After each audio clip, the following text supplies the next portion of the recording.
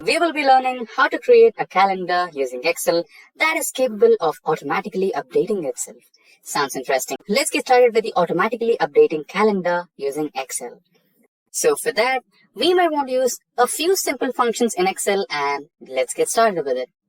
So on the first sheet, we will try to add some data. So we will be using data validation in Excel. So we don't want all that list of data to be appearing on our calendar, right? So for that reason, let's create a new sheet. And in the sheet, let's add our months. And also, let's consider a few years. We are not creating the automatically updating calendar for just 1 year. Let's create for a couple of years, maybe a 10, right? So let's add in January. And Excel has this feature where you can just drag it and you'll get all the months all together at once. So it should be around December. Yeah. January, February, March, April, May, June, July, August, September, October, November, and December. Similarly, so we are in 2022 right now. So let's add 2023 and a couple of more years maybe.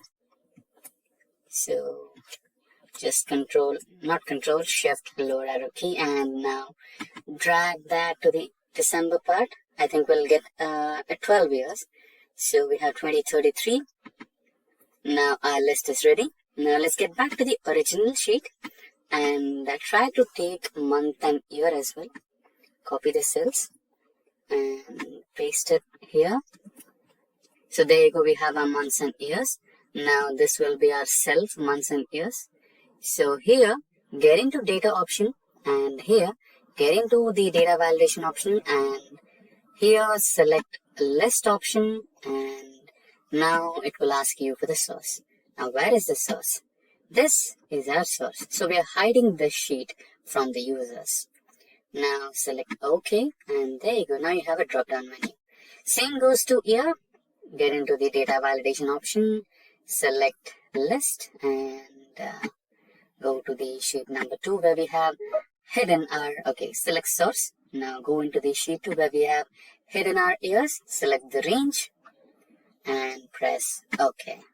So there you have our month and year. So months, you can select any one out of 12. So you have this scroll bar here. And similarly, you can select any year which you want.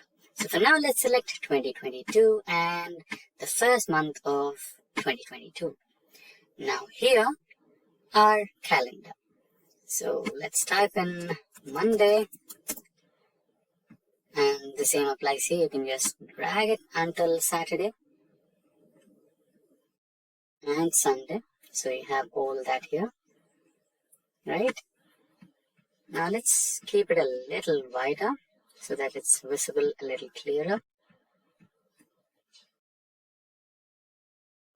Okay, not too wide. That should be good. Now, we will begin creating the calendar. So we don't know what day was the 1st of January 2022. Of course, it's Saturday. But what if we didn't know or we don't have any idea of the upcoming years? What if someone asks you, what's the first day of Jan 1st of 2033? So it would be a little difficult, right? So let's use the help of few inbuilt formulas from Excel to find it out. So you can use the inbuilt function that is date value. There you go, we have our date value. And in date value, we will consider the month and the year. But before that, let's provide the date value as 1 for default, which is the first day. So this is our date value and hyphen. Now let's press ampersand to add the remaining part, that is the month and year. So we use ampersand and press double quotes, and inside double quotes, press hyphen. I guess we already have a hyphen, so instead of hyphen, what we can do is, we can directly select the month cell. There we go, we have the month cell. And after that, now we might need the hyphen,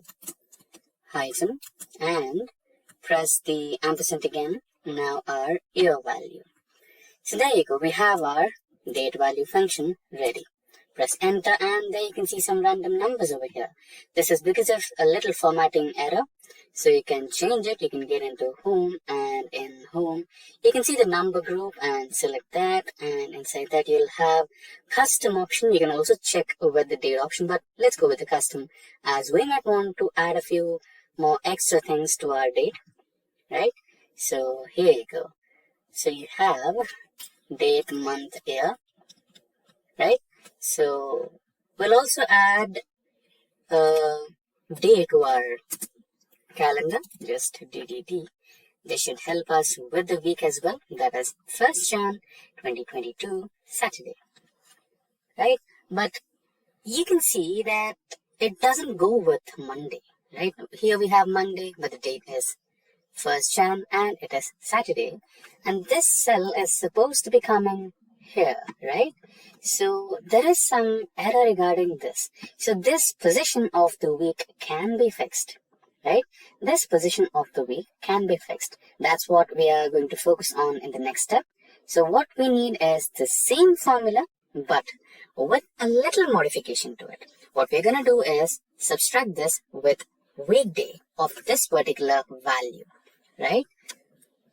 So now what you're going to do is minus weekday formula, tab space, and try to copy the same formula and place it inside the weekday function. Copy, paste, and another, it should be somewhere here. So another attribute what weekday considers is the date value, the day value. That is, a few people will consider Sunday as the first day of a week. Few will consider Monday as the first day of a week. So accordingly, we have here. So if you're the one who's considering Sunday as the first day of a week, then the attribute should be 1. But here we are considering Monday as the first day of our week. So our attribute will be 3. So tab space to select it and close the function. There you go. Now you have the formula ready to identify the correct position of the weekday and the date value, right? Now, usually we might require, or we know that we have 4 weeks in a month, but sometimes you might end up having 5 weeks or even 6 weeks according to the arrangement of the position of the day and the date value. So for that, let's create 6 rows to be on the safer side. So for that, let's again cut paste this formula here to the first day, that is Monday. And as we know, this is a perfect day, that is 27th of December 2021, right? Now, our first day of January 2022 is somewhere over here. So you are just going to add one value to it, right? So equals to, and the cell value plus 1. Enter. So there we have our next day. So again, you can just drag it to have all the 7 days. There you go. We have the perfect dates. And similarly, this one. So let's try to select all of these and drag a little bit so that we have a little more space to fit in our data. There you go. Now here, you're adding 7 more days to complete the week. So here we'll add the cell value plus 7 days to get the next adjacent date, right? So the value of the date plus 7 days of a week to get the next consecutive date, followed by the 2nd January, we'll have 3rd January, right?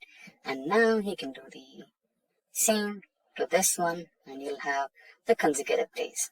Now drag this to all the 4 rows so that we have 6 rows. There you go. Our calendar is perfectly fine now.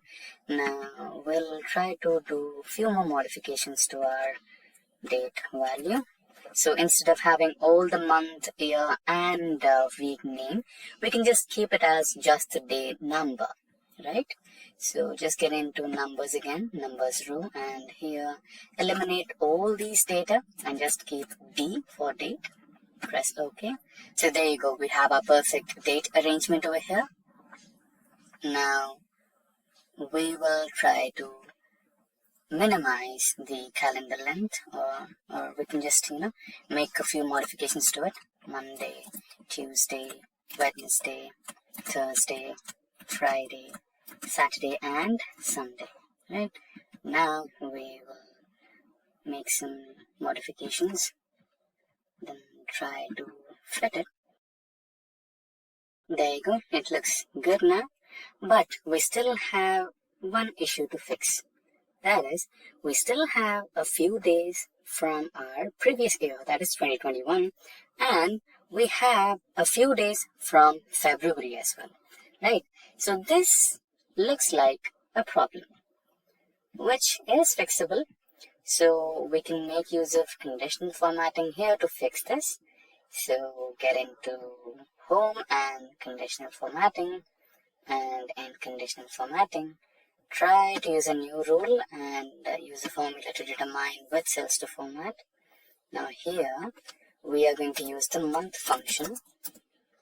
Month of the first cell, that is E5 in my case, not equal to month of any cell in between the month. So we'll choose this one and press OK.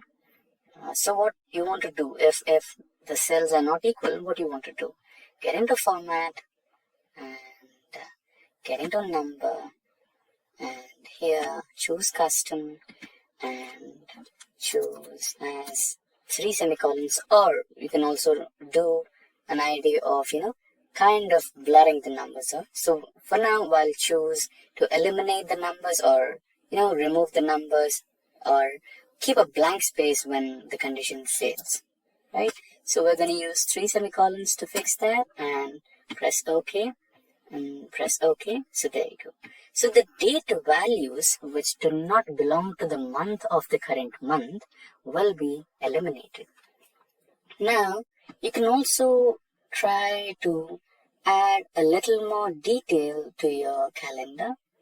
You can try to highlight them, right?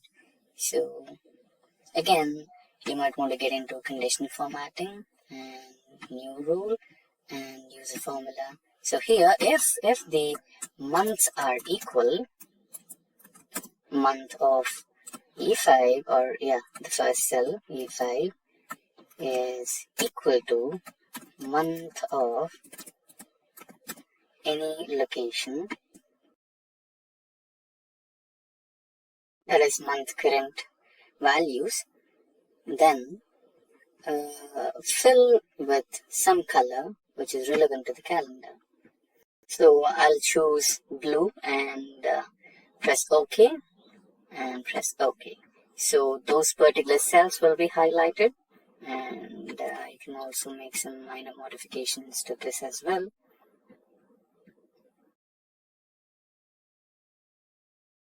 Kind of fill it with blue. The text could be white, bold. You can also increase the text font size. Then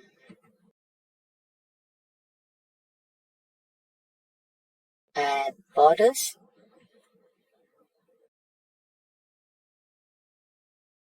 There you go.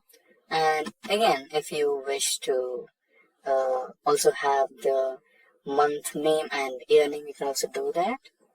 Margin center and equals to cell value space and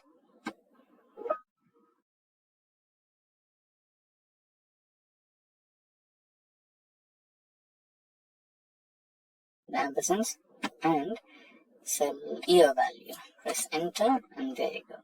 And even you can try to modify this as well. You can choose to have a darker variant of blue and increase the font. You can also choose to highlight the cell color.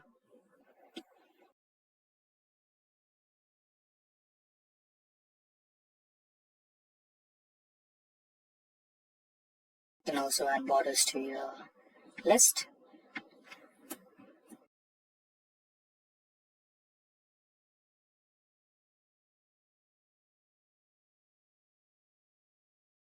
So there you go, your automatically updating calendar is ready.